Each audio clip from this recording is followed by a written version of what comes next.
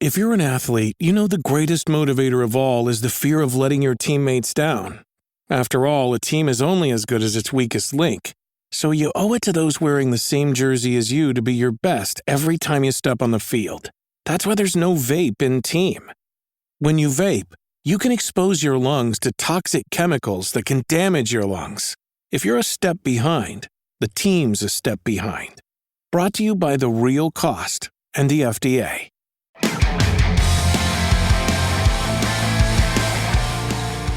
The last thing you'd want if you truly love stories where the weather changed the course of a country's history or the shape of its land would be to miss a hurricane story that is so intense that its name could have been and perhaps should have been retired.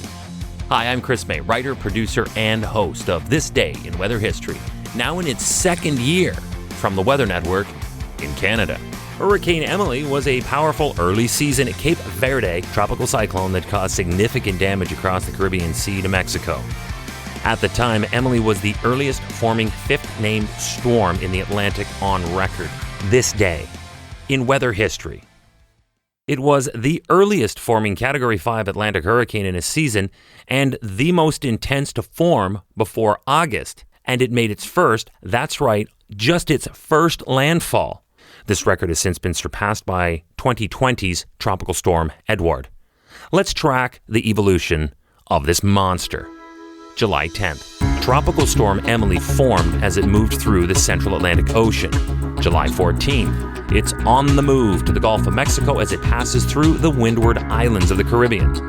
Over the next 48 critical hours now, Hurricane Emily is tracking west-northwest, gradually intensifying along its way as it sails over and through the Caribbean. July 16th, we have a real problem now. Hurricane Emily has peaked as a Category 5 storm, marking the earliest date at the time for a storm to do so during the course of any given year.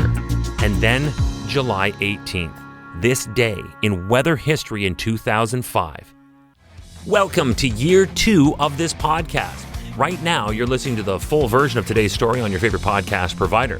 But there's also the daily podcast video short.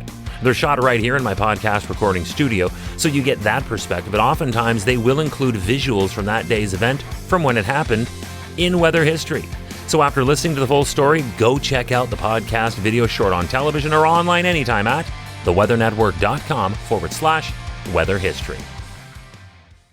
In the early morning hours, Emily makes landfall just south of Cozumel, Mexico as a Cat 4 storm. But the people of this region are no strangers to tropical storms of any magnitude, and they were ready. For this reason, there were no fatalities reported. As it passed over the Yucatan Peninsula, Emily's intensity diminished, as is the case when any kind of tropical storm passes over land now starved of their fuel, which is ocean water. But Emily was not down for the count just yet. The storm emerged back over open water into the Gulf of Mexico on the very same day, July 18th, as a minimal Category 1 hurricane with maximum sustained wind speeds at a rather meager 75 miles per hour or 120 kilometers per hour. Then, after a full day at sea, July 20th, Emily is back. The storm struck Tamaulipas as a major hurricane and rapidly dissipated quickly within 24 hours. When it was finally dead, the storm had caused just over $1 billion 2005 United States dollars in damage, as well as being responsible for 17 fatalities. Yet the most baffling and possibly the most historic note of all, Emily is the most recent and costliest Category 5 storm to not have its name retired. Wonders never cease, I suppose. Hey, do you like the podcast? We'd love to hear from you. If you have an idea, go right now to wherever you're listening to me and rate us if you would, please. It's on a 5-star system, and we would love as many stars as you can afford. So rate us, but then also review us. This way we can always stay on top of how you'd like to see the show evolve. Then remember to subscribe to this podcast. Click the subscribe or follow button right there on the very same podcast homepage you're listening on. You'll be immediately reminded that the next day is ready to listen to, and you also have access to every episode in the archives. It dates back to June 1st of 2020, so there is a lot that we got to get caught up on this day in weather history. Tomorrow is July 19th. And on this day in weather history, the old adage, "the game must go on," was probably foolishly played out, and it blew up in the face of the St. Louis Cardinals. A horrible storm, some say tornado, struck downtown St. Louis, Missouri on July 19, 2006.